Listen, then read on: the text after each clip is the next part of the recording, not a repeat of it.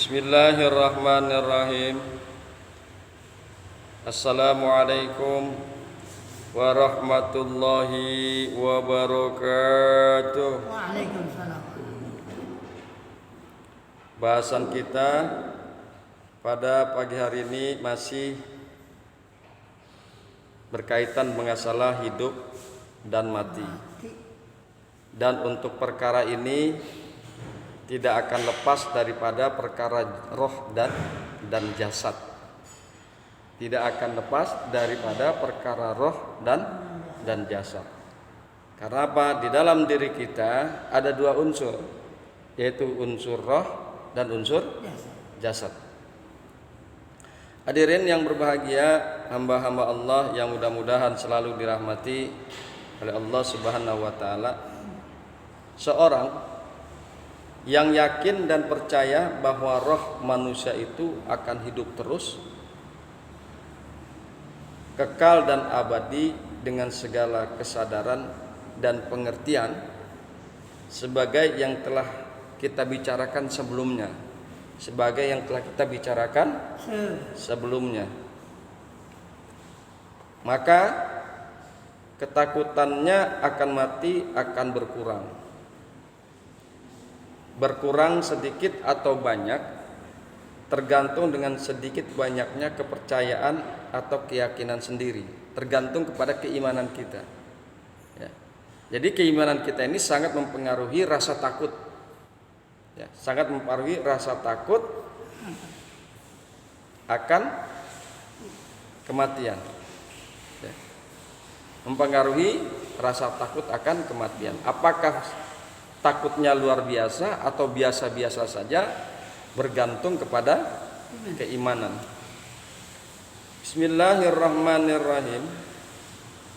Tetapi bagi orang yang tidak ada keyakinan dan kepercayaan bahwa roh itu akan hidup terus, maka bagi orang ini mati adalah suatu yang tak dapat dibayangkan, hebat dan menakutkan sekali. Siapakah orang-orang ini? Yaitu kaum ateis ya, kaum ateis yang tidak percaya akan adanya Tuhan. Orang ini akan mengalami kegoncangan hebat dalam batinnya bila menghadapi sedikit bahaya dalam hidupnya.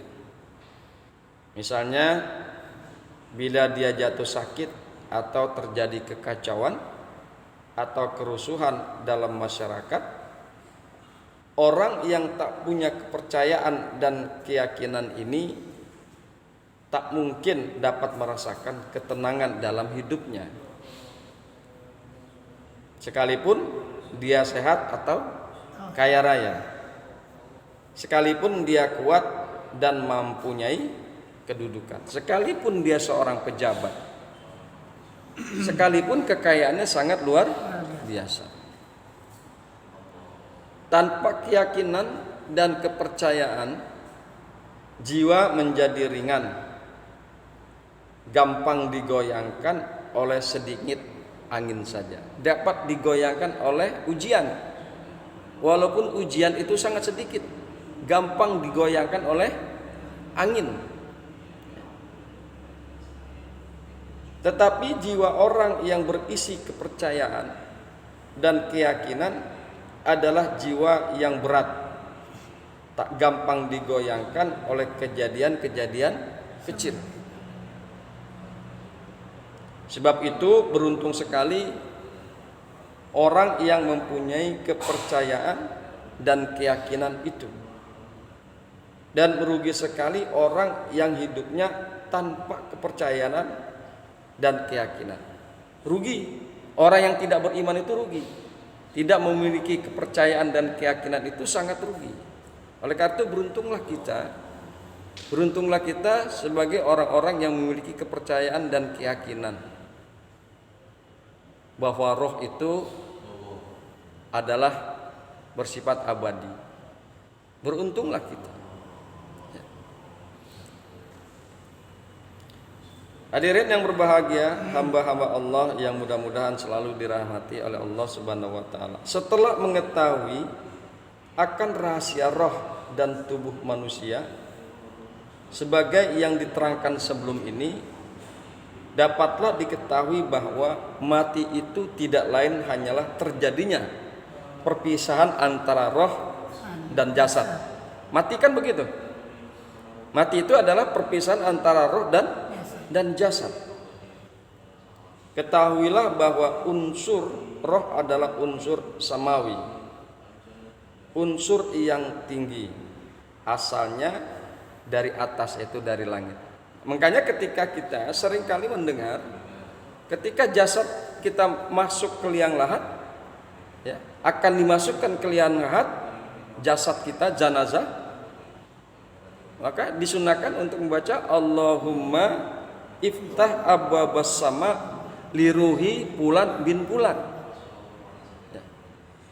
Allahumma, ya Allah, iftah, bukakanlah pintu-pintu langit untuk roh Fulan bin Fulan. Karena apa? Roh itu memang asalnya dari langit dan dia akan kembali pada langit. Roh itu asalnya dari langit dan dia akan kembali ke langit.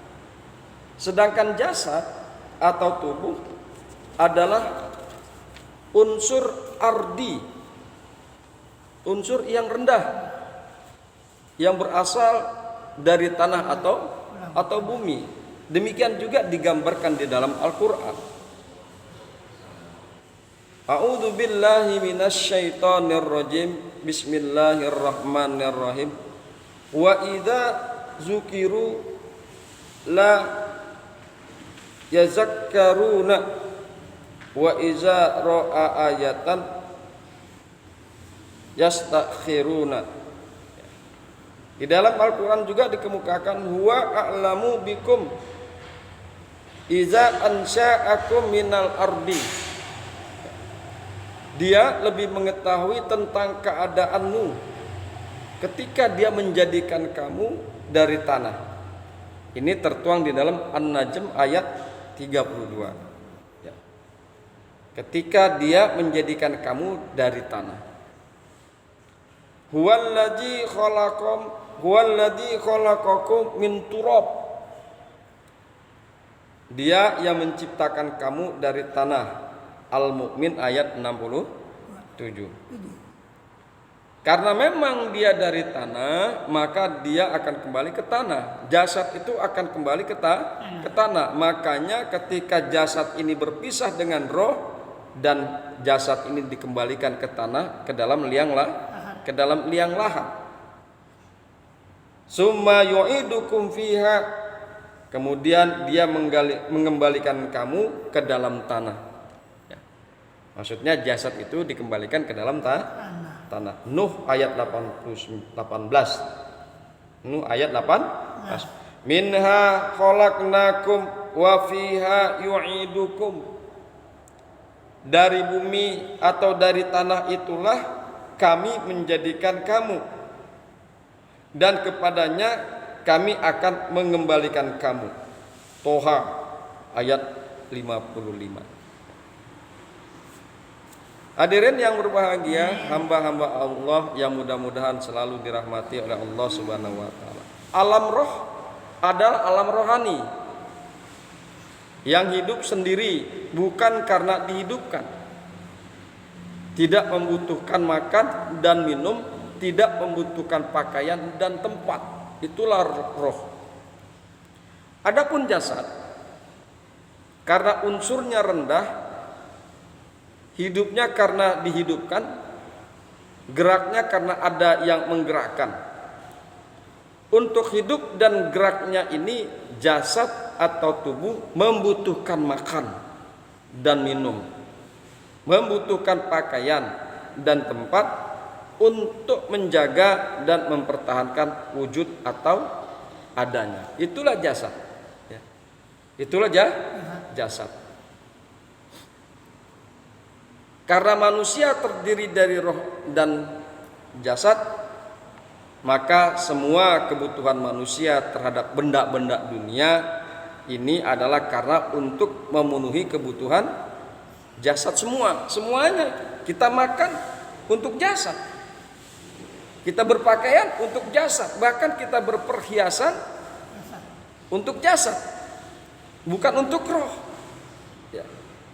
Bukan untuk roh. Kita bekerja membanting tulang segala macam untuk jasad.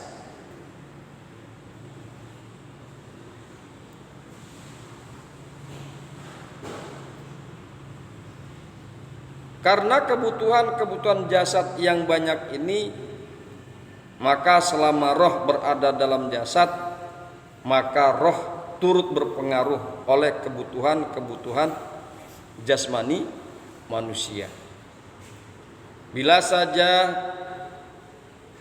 bukan saja turut berpengaruh, ya, roh itu bukan saja turut berpengaruh, malah turut repot. Malah turut repot memenuhi kebutuhan dan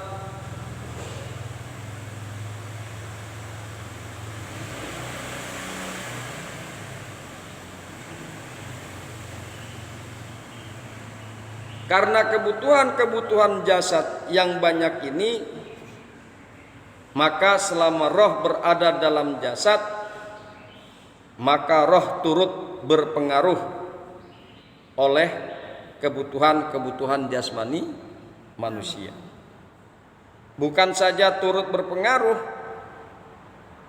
malah turut repot memenuhi kebutuhan dan tuntutan jasmani. Roh turut memikirkan,